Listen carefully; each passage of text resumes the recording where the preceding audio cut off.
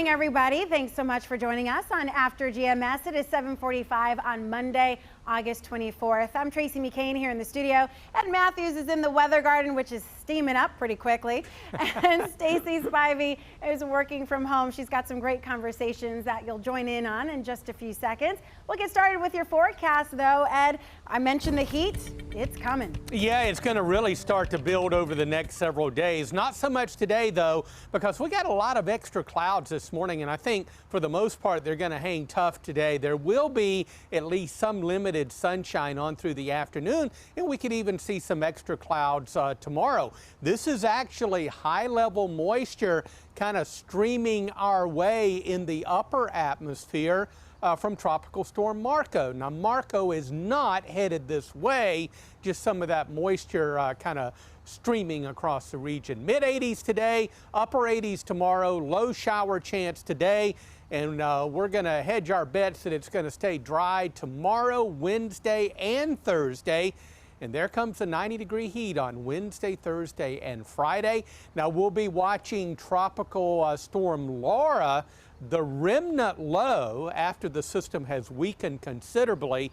Some of that moisture may move into the mid-Atlantic region by Friday and Saturday. So we're going with a little better chance of showers and storms towards the end of the week and at least the first half of the weekend. But the bigger weather story for our part of the Piedmont, mainly dry over the next few days. And yep, the 90-degree weather is back.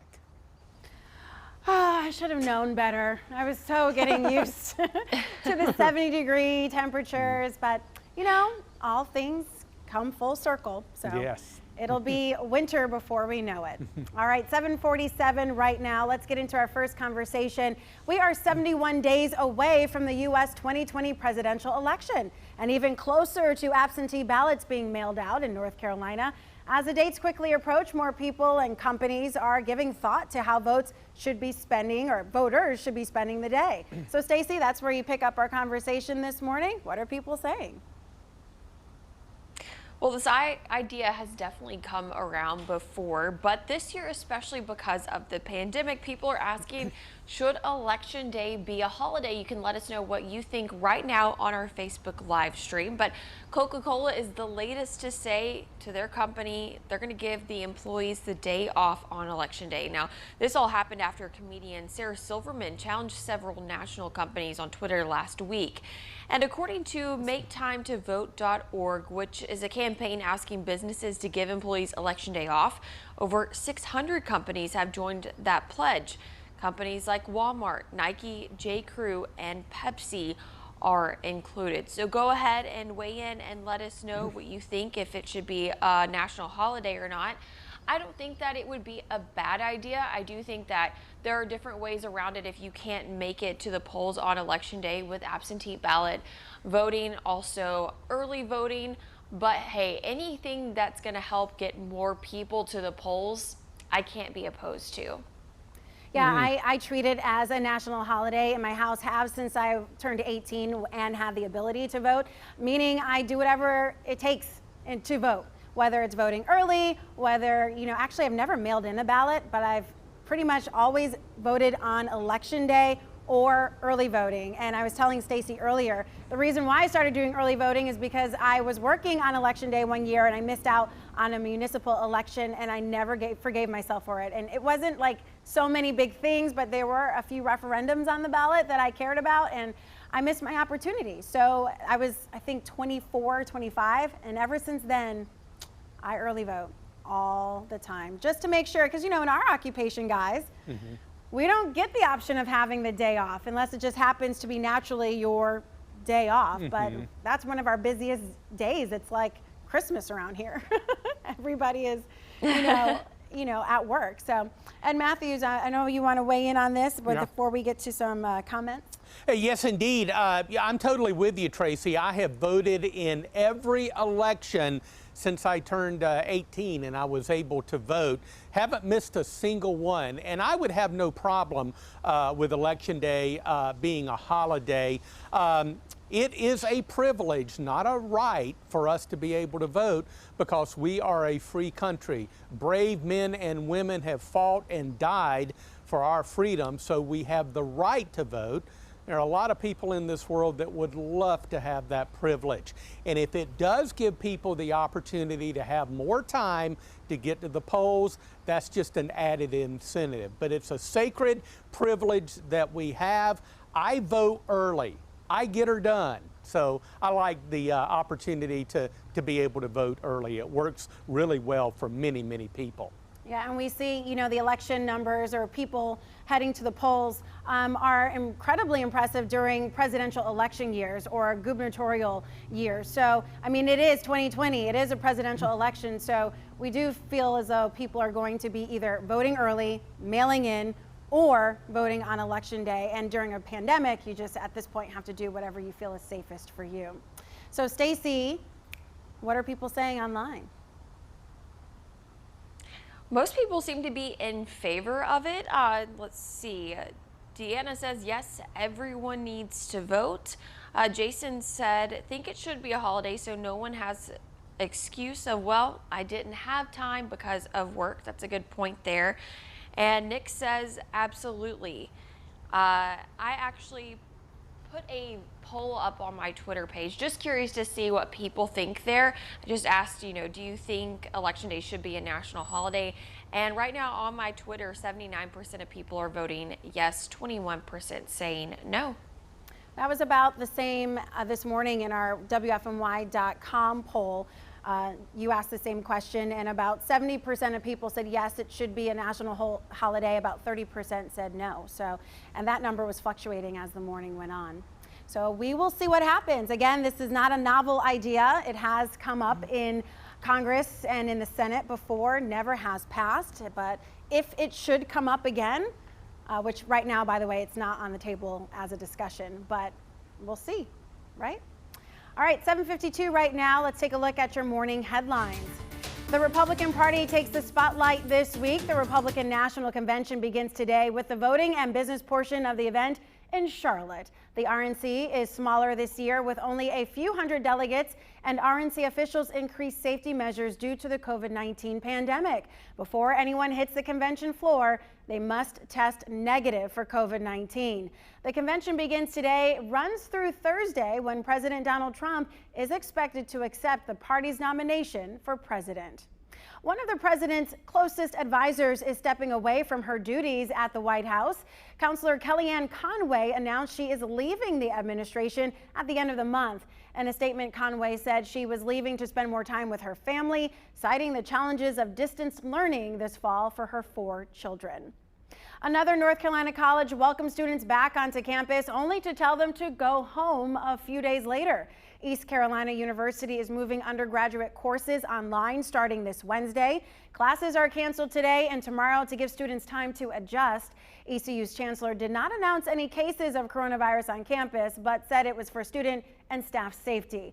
All undergraduates must move off campus by next Sunday. There are some exceptions for athletes, international students, and those struggling with housing or finances. And let's go ahead and get to our next conversation this morning. Back-to-back storms are heading to Mississippi, Louisiana, and Texas, and cities are still bracing for impact there. A lot of people evacuating. Tropical storm Marco was downgraded from a hurricane late last night. It's supposed to hit the U.S. today.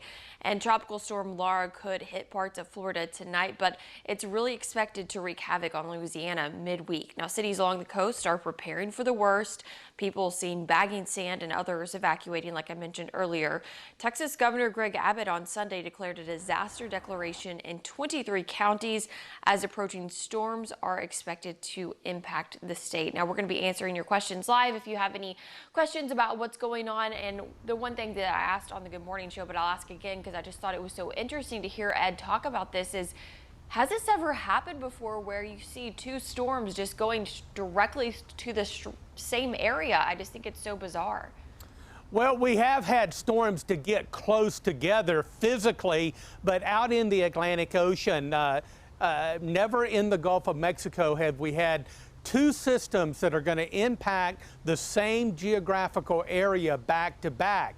And we thought earlier that we would make some history by having two hurricanes at the same time in the Gulf of Mexico. That has never happened before.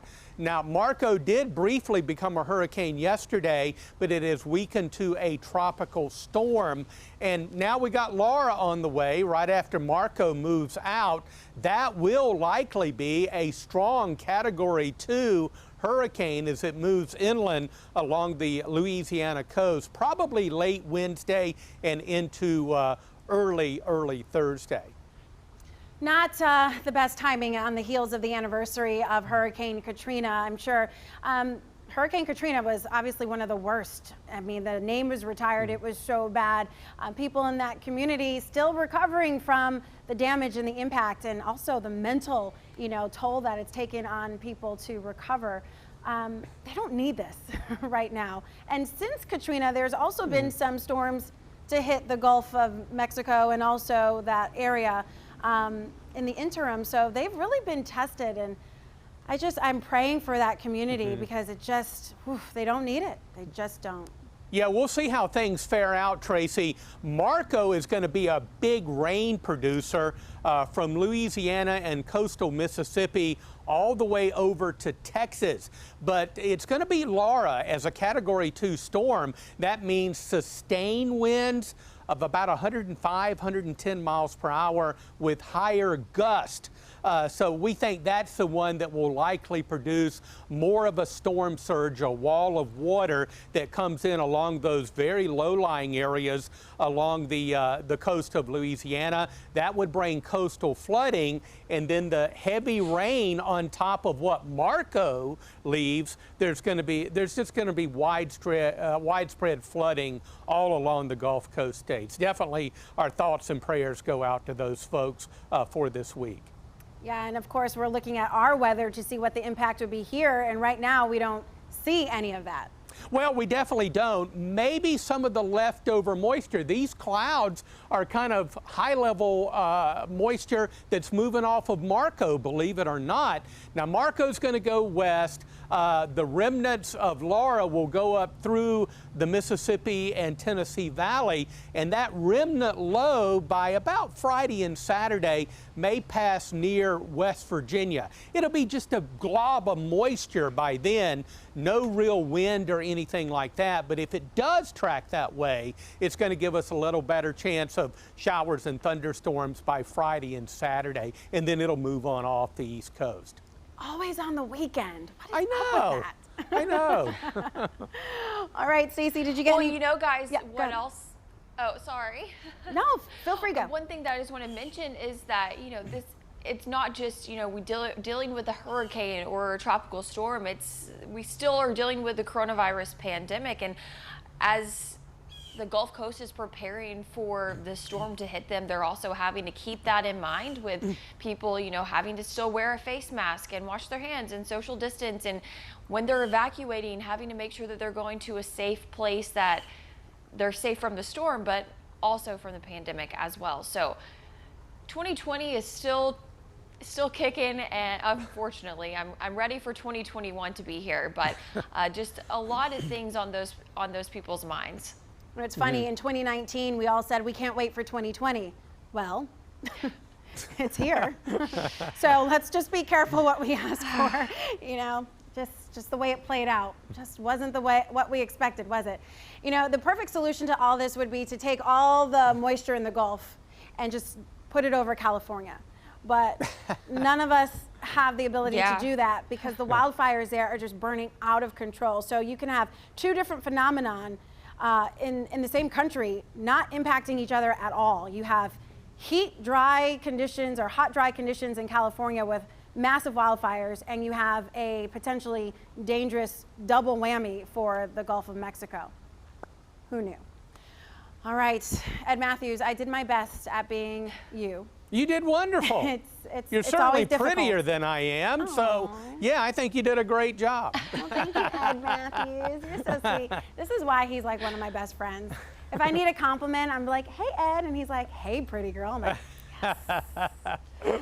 You feed my... He's the best. You feed my spirit. All right, so let's talk about the forecast as we close out. Yeah, let's do, because, yeah, some of that high-level moisture off of Marco providing extra clouds today. Maybe enough moisture for a pop-up shower or storm, but really a low chance of that today. Mid-80s and sun and clouds tomorrow, Wednesday, and Thursday. The heat is on, upper 80s tomorrow, and then I think we'll crack 90 Wednesday, Thursday, and Friday. Now, we'll see what happens with the leftover moisture from soon-to-be Hurricane Laura. We think it's going to move inland in the Louisiana coast. That would be late Wednesday and into Thursday as a Category 2 hurricane. That remnant low could bring some moisture to the Piedmont by Friday and Saturday. So you see, right now we'll go with a 40% chance of showers and storms by then, and try to dry it out by Sunday, but that's not a guarantee.